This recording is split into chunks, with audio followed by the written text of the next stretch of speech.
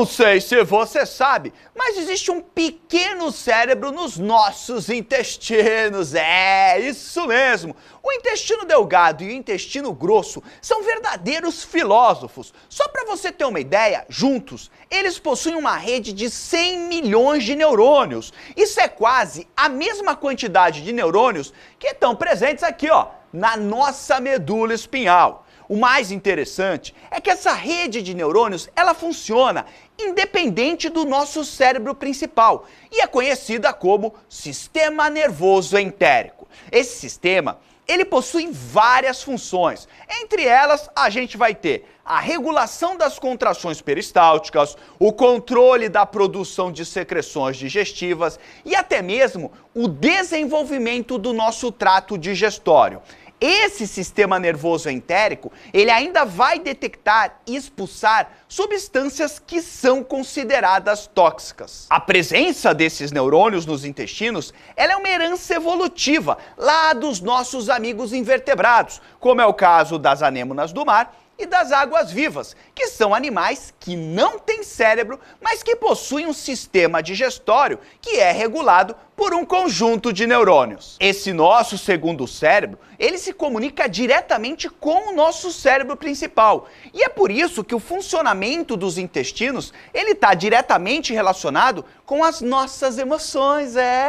Vários estudos já concluíram que o mau funcionamento dos intestinos causa depressão, causa ansiedade e por isso a importância da gente cuidar da nossa dieta. Bom, e já que a gente tocou no assunto, bora aprender um pouquinho mais sobre os nossos intestinos. Começando, claro, pelo intestino delgado. Bora então dar uma olhadinha aqui no intestino delgado, que é um tubo que parece uma serpente, né? Um tubo que fica todo enrolado dentro do nosso abdômen. E assim, não é uma serpente pequenininha não, é uma serpente das grandes. Todo o nosso intestino delgado tem quase 2,85 metros de comprimento. E ele vai ter mais ou menos uns 4 centímetros de diâmetro. Por isso o nome, ele é delgado. Ele é mais fino quando a gente compara ele com quem? Com o intestino grosso, ó, que está aqui do lado e a gente logo vai falar sobre isso. Só para você ter uma ideia,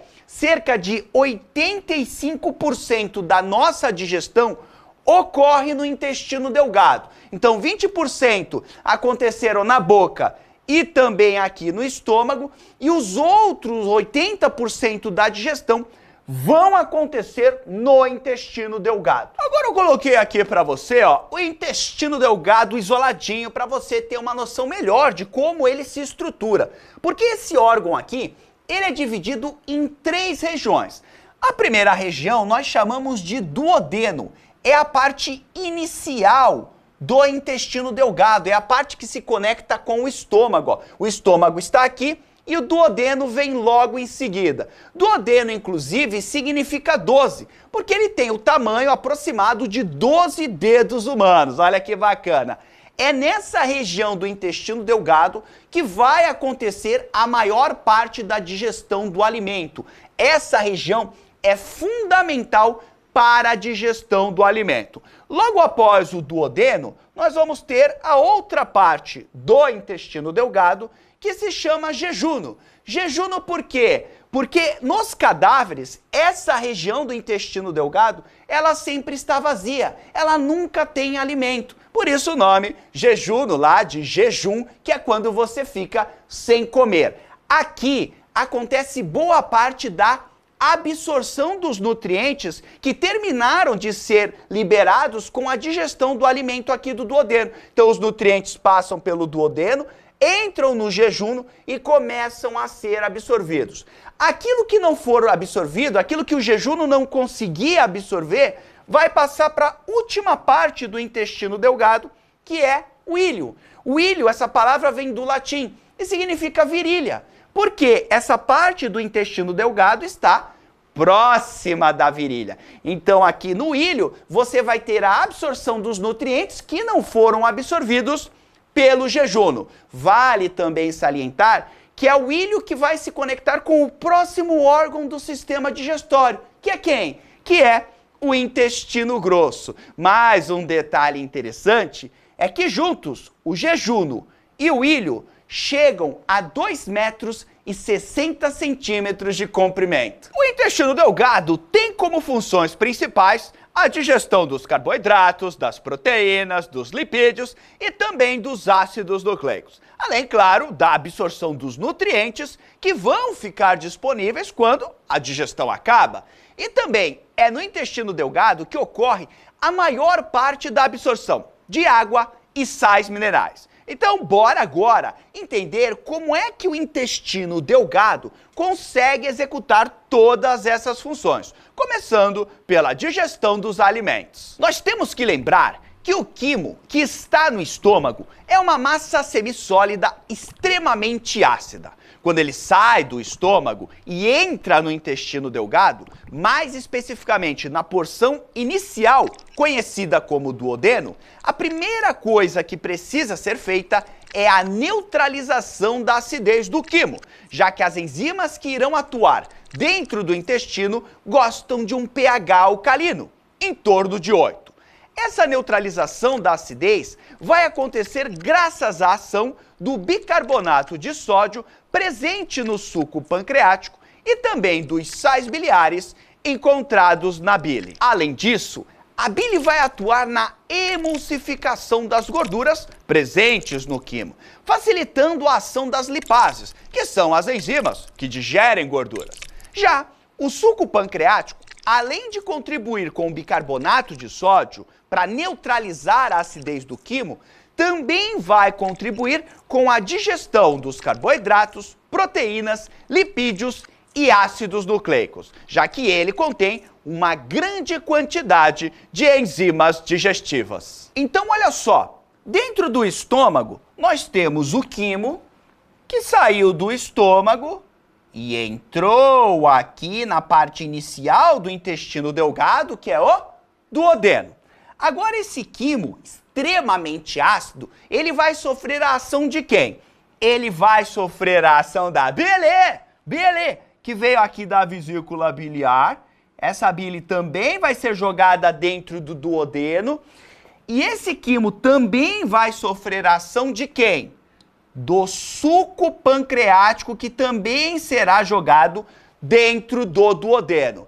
Tanto a bile quanto o suco pancreático, eles são jogados pelo mesmo orifício, que se chama canal colédoco. Então existe um orifício dentro do duodeno, onde sai a bile e onde sai também o suco pancreático.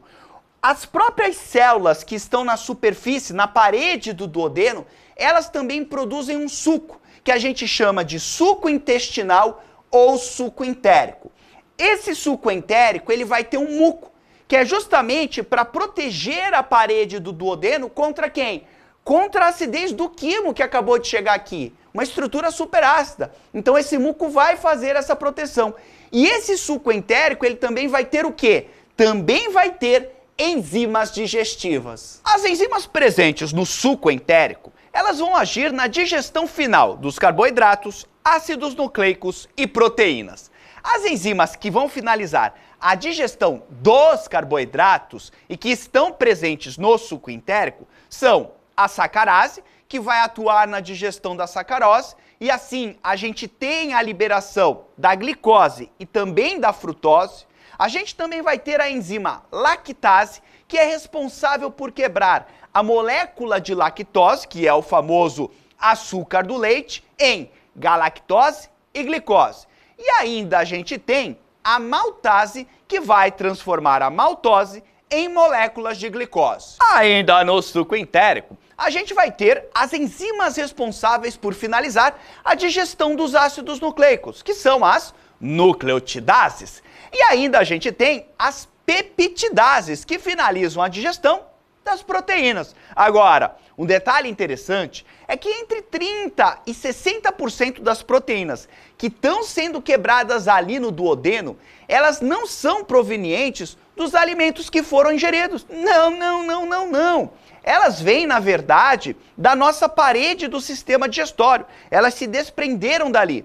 E também elas vêm das proteínas que estavam nas secreções digestórias, como é o caso das enzimas, e também das proteínas que estavam no muco protetor. Então, olha só, uma enzima, depois de executar a sua função, ela vai ser também digerida. E os aminoácidos que formavam ela, eles vão ser reutilizados pelo organismo. Olha só que eficiência tem essa nossa máquina que é chamada de corpo humano. Então, ó, bora agora dar uma organizada nas informações dentro desse teu cérebro ciscador. O quimo, que veio do estômago, ele vai cair na região inicial do intestino delgado, que é chamada do quê? De duodeno. No duodeno, o quimo, ele vai sofrer a ação de quem? Da bile, que veio da onde? Que veio do fígado e também das enzimas digestivas presentes no suco pancreático e no suco entérico. Agora, os nutrientes, eles estão prontos para serem absorvidos, numa espécie de massa esbranquiçada que alguns autores chamam de quilo, embora esse termo já esteja assim caindo em desuso. Mas assim, antes da gente falar como é que a absorção dos nutrientes ocorre, bora dar uma revisadinha de leve em todas as enzimas que atuaram na digestão. Bora olhar agora? Vem comigo! Então aqui, ó, nesse super tabelão que eu fiz para você, nós vamos ter praticamente toda a digestão química que ocorreu no sistema digestório. Quer dar um print? Ó, vou vir aqui pro lado, dá um print aí, hã?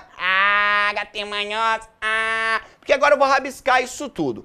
Lembrando que a digestão faz o quê? Ela pega moléculas complexas, como é o caso dos carboidratos, das proteínas, dos ácidos nucleicos e das gorduras, e transforma isso em moléculas simples para que essas moléculas possam ser absorvidas pela parede do intestino e ser levada para dentro das células. Então agora a gente vai passar um por um para você entender isso melhor. Então primeiro aqui nós temos a digestão dos carboidratos, ó. A primeira linha representa a boca, a segunda linha representa o estômago, a terceira linha representa o que acontece no intestino delgado pela ação das enzimas que foram produzidas pelo pâncreas, e essa última linha representa também o intestino delgado, só que a ação das enzimas que foram produzidas pelo próprio intestino, que estão no suco entérico. Bora revisar tudo para ficar bem claro para você?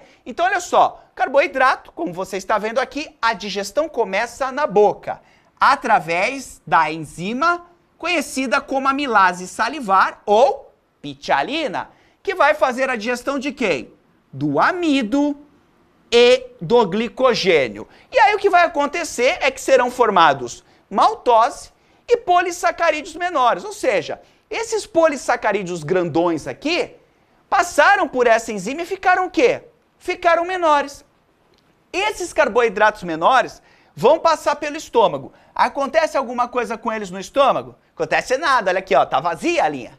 Mas quando eles chegam lá no intestino delgado, eles vão sofrer ação de quem?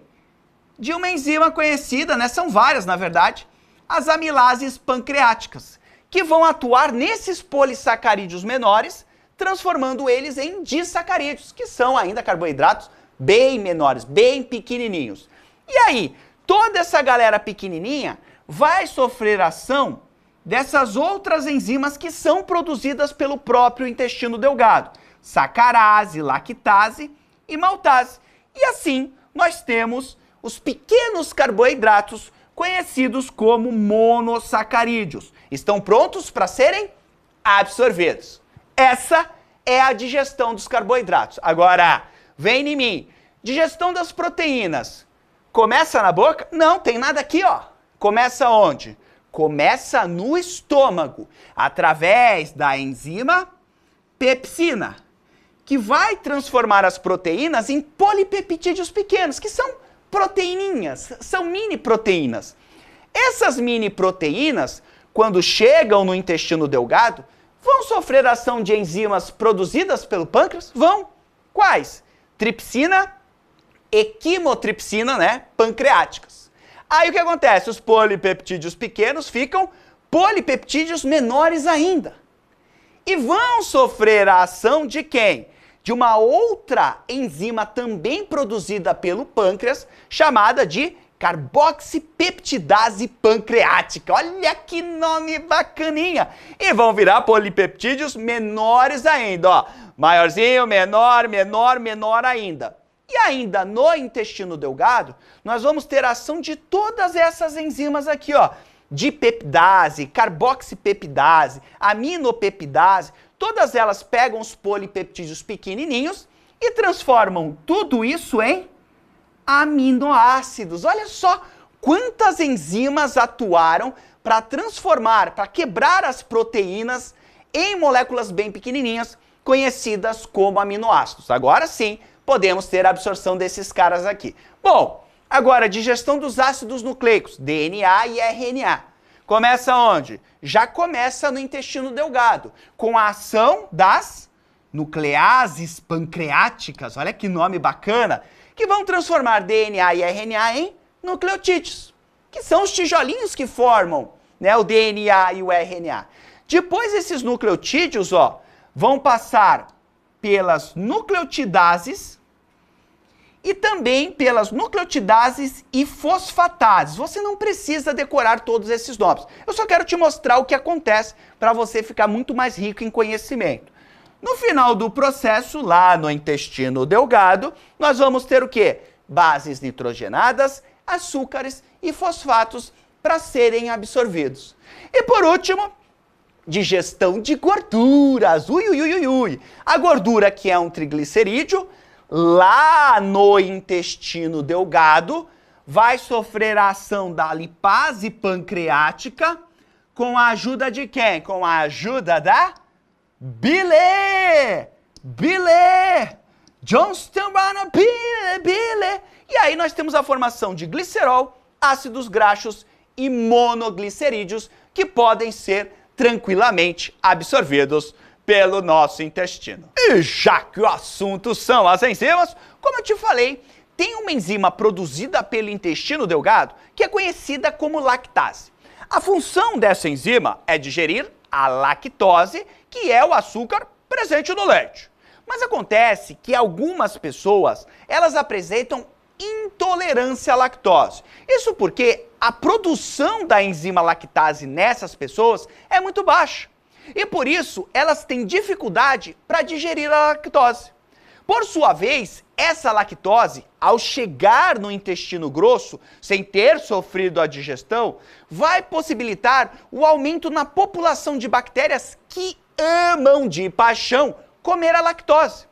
Essas bactérias, ao fazerem a digestão da lactose dentro delas, acabam produzindo muitos gases e ácidos que vão causar o inchaço do abdômen, flatulência, que é uma palavra bonita para peido, e também diarreia. Agora que a gente finalizou a digestão do alimento lá no duodeno, ou seja, finalmente a gente transformou macronutrientes em micronutrientes, chegou a hora de absorver todos esses nutrientes, que é o que a gente vai ver a partir de agora. Vale salientar que só algumas substâncias são absorvidas pelo estômago, como é o caso do álcool e também da cafeína. Agora, 90% dos nutrientes, eles vão ser absorvidos onde?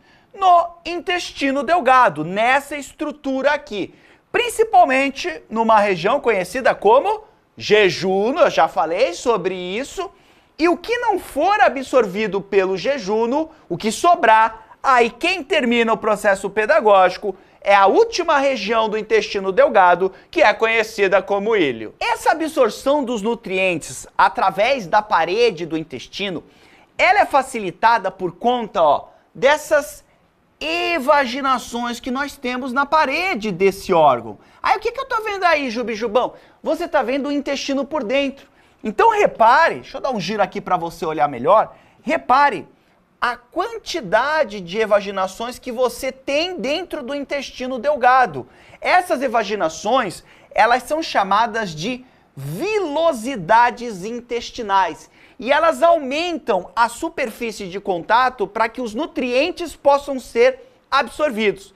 E o mais interessante é que nessas vilosidades intestinais, ó, elas são revestidas por células. Olha aqui uma camada de células. E a membrana plasmática dessas células que estão aqui, essas membranas plasmáticas, elas são cheias de dobrinhas, uma especialização de membrana plasmática que a gente chama de microvilosidades. Então perceba, ó, que o intestino, ele tem as vilosidades intestinais, o que dá até um aspecto de escova a esse intestino, e as células de revestimento, elas também têm as microvilosidades. Ou seja, olha o quanto ele potencializa a superfície de contato para conseguir absorver o máximo de nutrientes que ele puder.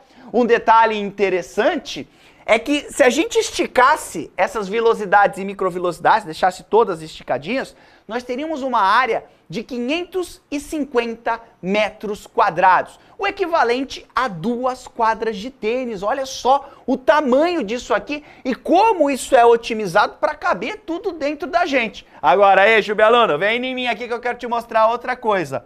Perceba que dentro de cada uma dessas vilosidades intestinais, o que é que nós temos aqui dentro? Vasos sanguíneos. Vasos sanguíneos bem fininhos, que são chamados de capilares. Os nutrientes, eles vão passar por aqui, ó, pela parede das vilosidades e vão cair nesses vasos sanguíneos. Esses nutrientes podem passar por difusão simples, difusão facilitada, osmose, transporte ativo, vai depender do nutriente. Mas, em linha geral, depois que eles passam, eles caem, né, os nutrientes caem nesses vasos sanguíneos e aí eles passam a ser distribuídos pelo corpo. Agora, Jubialuno, olha só que interessante e dá um close nessa imagem, porque isso aqui, ó, cai em algumas provas, principalmente se você vai fazer um vestibular com uma segunda fase mais ciscador. Bom, olha só, o que vai acontecer é que todos aqueles capilares que estão nas vilosidades intestinais, eles absorvem lá os nutrientes, recebem os nutrientes e todos eles, ó, eles estariam nessa região aqui, ó. Todos esses capilares, aqui está representando a nossa região dos intestinos. Todos esses capilares, eles vão cair, ó, eles vão convergir num vaso sanguíneo, conhecido como veia porta hepática.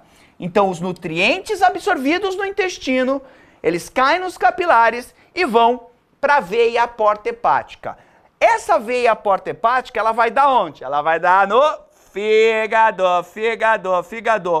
Os nutrientes que vieram do intestino caem na veia porta hepática e chegam no fígado. Ai, cheguei no fígado, e agora? O fígado, ele vai fazer uma seleção, ele vai ver se os nutrientes estão ok, se não tem nenhuma toxina ali, ele dá uma selecionada em tudo. E aí o que for aprovado, o fígado permite que através da veia porta hepática, esses nutrientes cheguem ao coração e a partir daí esses nutrientes são distribuídos para todos os outros órgãos. Muito cuidado com esse esquemão aqui, entendeu? Intestino, veia porta hepática, chegam os nutrientes no fígado e é o fígado que faz a distribuição. Manda para o coração e aí o coração vai bombear nutriente para tudo que é região. Agora, olha só que interessante.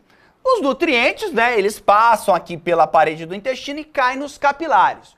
Só que glicerol e ácido graxo, que são o quê? Nutrientes provenientes da digestão dos lipídios, eles, ao passarem por dentro das células que revestem as vilosidades intestinais, eles são transformados em grãozinhos de lipídios, que a gente chama de quilomicron.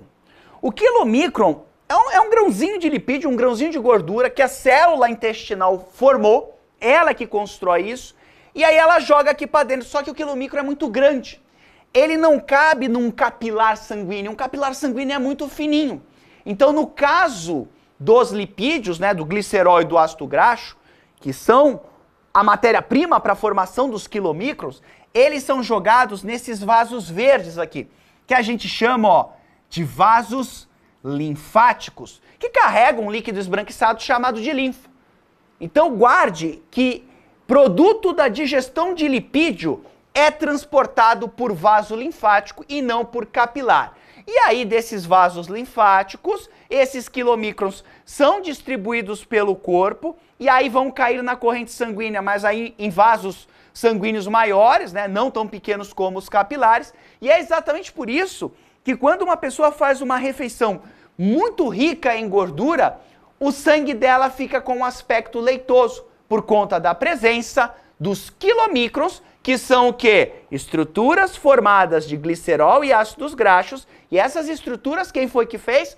As células que revestem as vilosidades intestinais. Um detalhe interessante, e que ao contrário do que muita gente pensa, é que além de absorver os nutrientes, o intestino delgado ele tem um papel importantíssimo na absorção e recuperação de água e sais minerais. A maior parte da água ela é absorvida no intestino delgado e não no intestino grosso, como muita gente pensa. Só para você ter uma ideia, uma pessoa ingere cerca de 2 litros de água por dia, né? De líquidos, na verdade, por dia. Além disso, as glândulas e as células exócrinas, elas secretam 7 litros de enzimas, muco e água todos os dias dentro do trato digestório. Isso corresponde a 1/6 de toda a nossa água corporal, que vai girar em torno, aí, sei lá, dos 42 litros. Se esse líquido não fosse reabsorvido, o corpo iria ficar desidratado rapidamente e a gente iria morrer. Agora, olha só que interessante. Existe uma proteína encontrada no trigo e que em algumas pessoas pode se tornar um grande problema, que é o glúten. Em pessoas com a doença celíaca, o glúten ele funciona como um antígeno, ou seja, ele é encarado como um inimigo. E isso gera uma resposta imunológica do organismo extremamente exagerada, fazendo com que a parede do intestino delgado inflame e ocorram problemas como diarreia, inchaço do abdômen, cansaço crônico, anemia e até mesmo enfraquecimento dos ossos. Bom, a gente chegou agora no momento da nossa aula em que o alimento ele foi digerido, quase todos os nutrientes já foram absorvidos e depois de mais ou menos umas 9 horas, né, após a ingestão do alimento, o que sobrou da digestão vai ser enviado para o intestino grosso e vai ficar por lá entre 1 e 3 dias. Só para você ter uma ideia, o intestino grosso ele vai receber uma média de 1,5 litro de alimento todos os dias. Entre as principais funções do intestino grosso estão a absorção de água, sais minerais e vitaminas, sendo que o intestino grosso ele também é responsável pela produção de algumas vitaminas, graças à ajuda de alguns tipos de bactérias que vivem nele. Além disso, o intestino grosso também ele é responsável pela formação e a eliminação das fezes. Bora então dar uma analisada aqui no intestino grosso. Olha que bonitão. Ele vem aqui, ó. Isso aqui, ó, é o nosso amigo o intestino grosso. Um órgão com mais ou menos 1,5 metro de comprimento e 7 centímetros de diâmetro. Ou seja, ele tem um diâmetro maior do que o intestino delgado. Você pode encarar o intestino grosso como sendo um grande tanque de fermentação. As coisas aqui, elas acontecem lentamente, elas acontecem paz e amor, bem tranquilamente. Então as coisas ficam fermentando aqui dentro. Também é importante lembrar que aqui dentro existem milhões de bactérias, fungos e protozoários que formam o que a gente chama de microbiota intestinal. E o intestino grosso, ele é dividido em 3 regiões. Nós temos aqui, ó, esse início dele, que nós chamamos de ceco. Depois, quase todo o intestino grosso, nós vamos chamar de colo. E o final do intestino grosso é essa região aqui, que nós vamos chamar de reto. Agora, bora dar um Philosophates of Life. Geralmente, depois que você come, dá vontade de fazer o quê? Dá vontade de abrir o cinto, dá vontade de você abrir o zíper da calça. Justamente porque, olha só o que acontece. Da boca até o ânus, o nosso sistema digestório vai ter basicamente aí uns 7 metros. 4 metros é só intestino delgado e intestino grosso. Então eles precisam, os intestinos eles ficam enrolados para que eles possam caber dentro do nosso abdômen.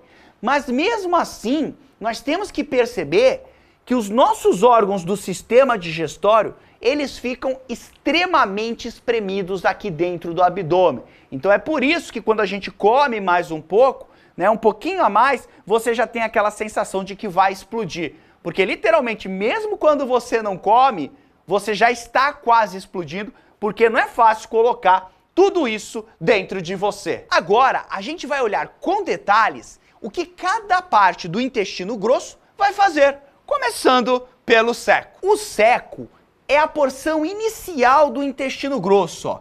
É essa região aqui que tem mais ou menos uns 7 centímetros de comprimento. O seco, na verdade, ele é uma bolsa cega e por isso o nome seco, que significa cego.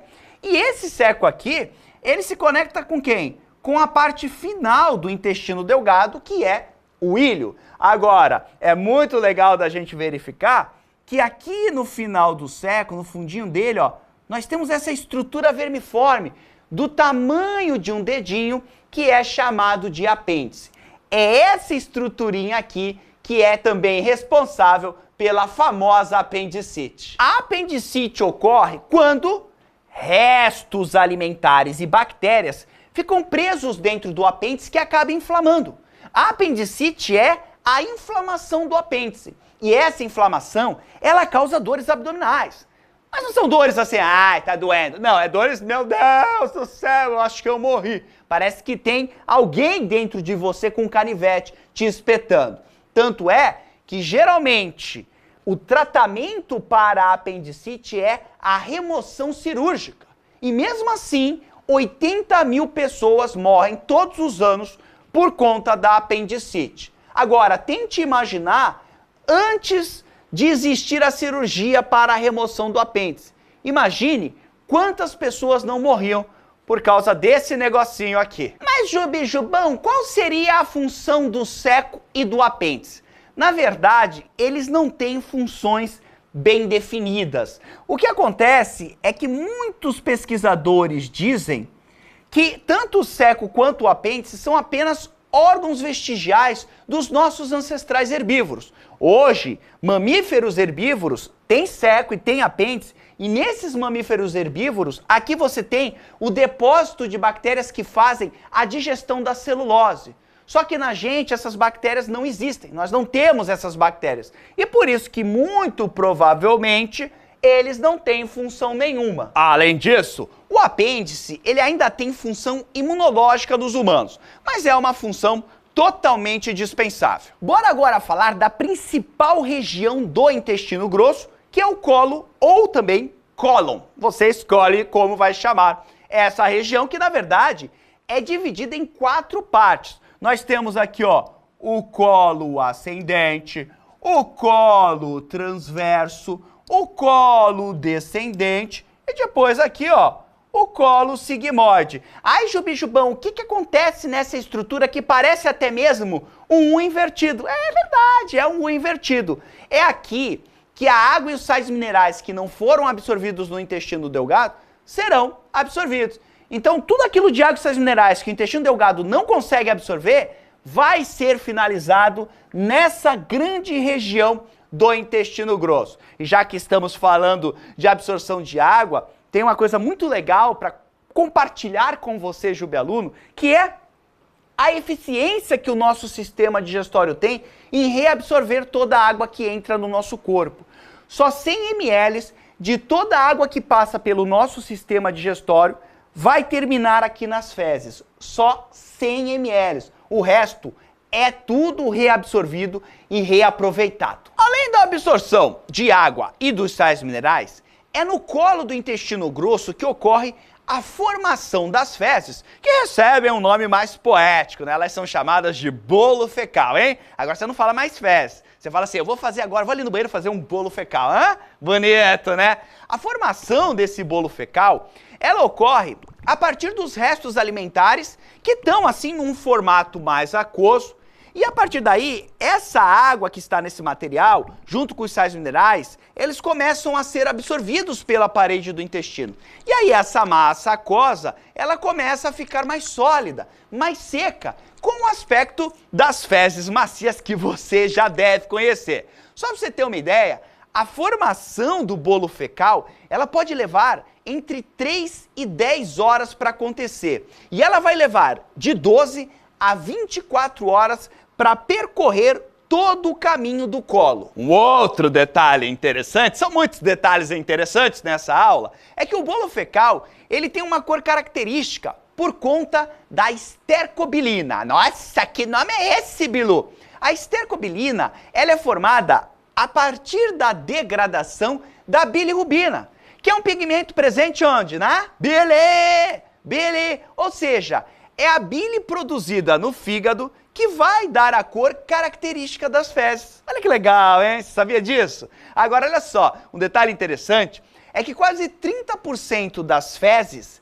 são bactérias, vivas ou mortas, mas são bactérias. São quase 40 bilhões de bactérias presentes numa fornadinha de fezes. Uma cagadinha que você dá ali, ó, 40 bilhões de bactérias. Já os outros 70% das fezes são constituídos por sais, muco, fibras de celulose e outros componentes que acabaram não sendo digeridos. Bom, bolo fecal formado, chegou a hora dele ir, né, dessas fezes irem para a última região do intestino grosso, que é o reto, né, que é toda essa região aqui. Geralmente o reto ele fica vazio. Quando as fezes chegam aqui, já é aquele momento que te dá aquele trimelique. É aquele momento que baixa uma entidade em você, que fica, ai meu Deus do céu, ai meu Deus do céu, preciso do banheiro. Preciso do banheiro para quê? Para eliminar as fezes através do ânus. Agora, olha só que legal que eu trouxe para você. Aqui nós temos um close do reto da pessoa e aqui é o ânus. Então, quando as fezes chegam aqui, o que vai acontecer é que aqui nós temos dois esfíncter, dois anéis, que vão dilatar ou contrair. Então, quando o bolo fecal chega aqui, o primeiro esfíncter, que é o esfíncter mais interno, ele dilata, porque ele é formado de musculatura lisa e você não controla ele. Só que o esfíncter mais externo, que está aqui, ó, aqui você tem um esfíncter, aqui você tem o outro, ele é formado de musculatura esquelética. E esse aí você controla. Então, geralmente, quando o bolo fecal, ou seja, as fezes chegam aqui, dá a primeira dilatada, você... e aí você fala o quê? Você dá aquela contraída, fala, não, filho, não tá na hora ainda de sair. Você controla porque aqui é musculatura esquelética. Então, você consegue aqui, ó, no tiro final, você consegue ainda dar uma segurada. Às vezes não tem jeito e já sabe o que acontece, né? Só pra você ter uma ideia... Um ser humano, ele elimina, em média, cerca de 200 gramas de fezes por dia, que é um tarolo desse tamanho aqui. Claro que tem dia que o cara tá inspirado e manda uns 100 quilos, num tiro só, mas geralmente, são 200 gramas por dia, o que vai dar, mais ou menos, uns 73 quilos por ano, ou ainda 6 toneladas e meia de bosta ao longo da sua vida. Agora, existem vários filosofeides sobre os intestinos, que estão aparecendo o tempo todo nas provas. E o primeiro deles, que realmente deve, assim, ó, tirar o sono de muita gente, é por que geralmente, depois de comer, a gente tem vontade de fazer cocô. Bora dar nossos filosofeides aqui, então. Isso acontece porque o peristaltismo que ocorre no sistema digestório durante a digestão, ele vai estimular o intestino grosso a mandar o que tem lá dentro para fora e assim abrir espaço para que o novo alimento possa chegar tranquilamente. Agora, tem algumas situações onde o peristaltismo do intestino grosso, ele fica extremamente intenso. Isso acontece, por exemplo, numa enterite, ou seja, numa inflamação intestinal. Isso é uma estratégia para eliminar rapidamente o material que está dentro do intestino e que provavelmente está contaminado. Ou seja, para eliminar esse alimento contaminado, o intestino, né, ou os intestinos, eles começam a contrair num ritmo extremamente alucinante. E aí, por conta disso, as fezes, elas não ficam tempo suficiente para que a água seja totalmente absorvida. E assim elas são eliminadas com uma consistência líquida ou semilíquida, que é um problema conhecido como diarreia. A diarreia, ela é perigosa porque parte da água que seria reabsorvida, ela acaba saindo com as fezes. E é exatamente por isso que o perigo da diarreia é a desidratação. Porque a pessoa, ela além de perder muita água, ela também perde muitos sais minerais, o que vai causar uma diminuição do volume de líquido dentro do corpo da pessoa. E isso vai causar uma queda da pressão sanguínea. Quando alguém tem, sei lá, cólera, por exemplo, essa pessoa ela tem diarreias severas. e ela perde muita água que deveria ser reabsorvida pela parede do intestino, que é um problema que pode, inclusive, levar essa pessoa à morte. Agora, a gente também tem um processo inverso à diarreia, que é a prisão de ventre, que também é conhecida como constipação intestinal. Ela ocorre quando o peristaltismo do intestino fica lento. Esse trânsito intestinal mais lento acaba ocasionando que muita água seja reabsorvida do bolo fecal. E aí esse bolo fecal, ele vai ficar o quê? Vai ficar secão. E isso acaba o quê? Dificultando a defecção, que é o processo de eliminação das fezes. O bolo fecal está muito seco, fica difícil, né, mandar isso para fora. Quanto mais tempo as fezes ficarem dentro do intestino, mais água vai ser absorvida do bolo fecal. E assim, com as fezes cada vez mais secas, mais complicado vai ficando para eliminar o cocô, hein? De qualquer forma, se você faz cocô mais de 3 vezes por semana, ó, tá tranquilaço, teu intestino tá joinha, joinha, você não vai morrer. Agora, se é menos do que isso, já era, você vai morrer logo, logo. Por isso, ó, coma muita fibra. O teu intestino e principalmente a tua saúde vão agradecer muito. Não se esqueça que uma prisão de ventre crônica, ou seja, pessoa que tem prisão de ventre ao longo da vida, isso pode aumentar a probabilidade do aparecimento de tumores no intestino, ou seja, câncer. Também é importante salientar que, como eu já falei, existem vários tipos de bactérias vivendo em harmonia com a gente, principalmente no intestino grosso, formando o que chamamos de microbiota intestinal. Algumas dessas bactérias são extremamente importantes para os seres humanos, porque elas produzem substâncias, como é o caso das vitaminas K, B1, B2, B6 e B12. Olha só, você precisa de bactérias para produzir esse monte de vitaminas. Em troca, essas bactérias, elas vão receber da gente um habitat favorável para poderem viver. Olha que lindo, né? Você já pensou que bacana? Passar a vida inteira morando no intestino,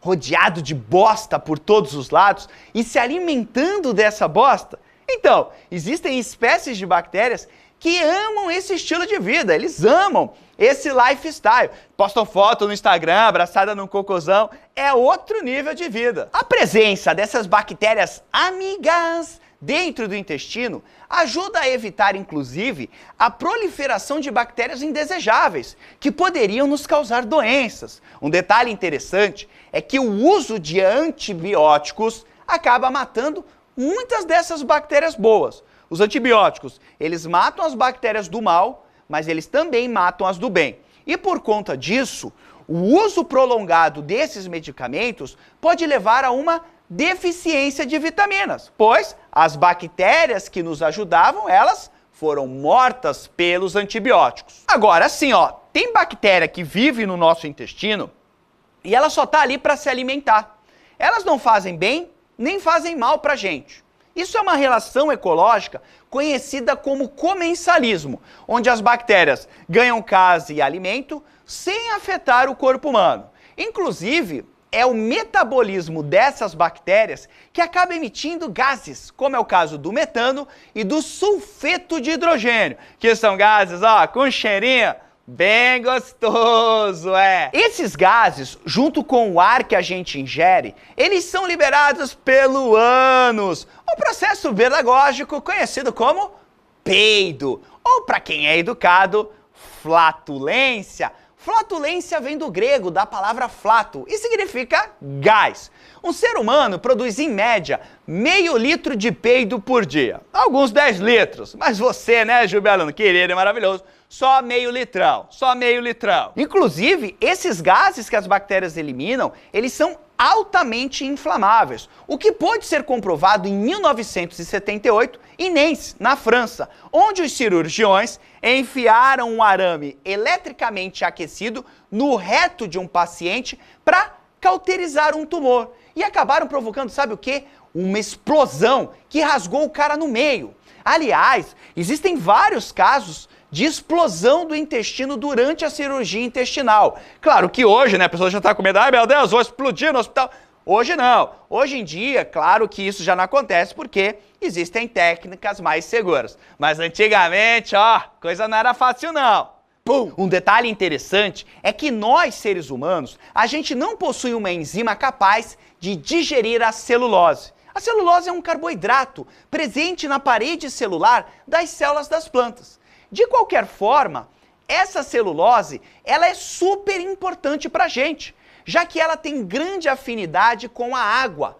E aí ela acaba formando estruturas que facilitam a movimentação dos alimentos dentro do intestino. São as famosas fibras que tanto se fala por aí e que são importantíssimas para a prevenção do câncer no colo. E não só por isso, essas fibras, elas também se ligam à bile dentro do intestino. E como você aprendeu, o colesterol do organismo é eliminado na bile e depois acaba saindo nas fezes. Então, o fato das fibras se ligarem à bile impede que essa bile e, consequentemente, o colesterol sejam reabsorvidos pelo intestino e voltem para o organismo. Ou seja, a ingestão de fibras é importantíssima para manter o quê?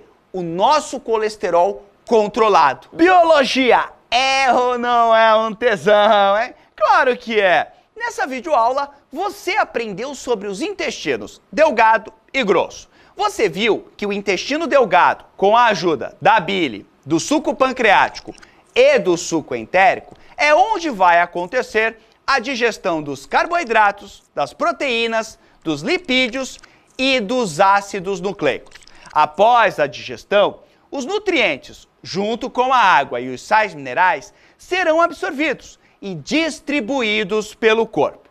Depois disso, o que não foi digerido e nem absorvido passa para o intestino grosso, onde irá ocorrer a absorção da água e dos sais minerais que sobraram.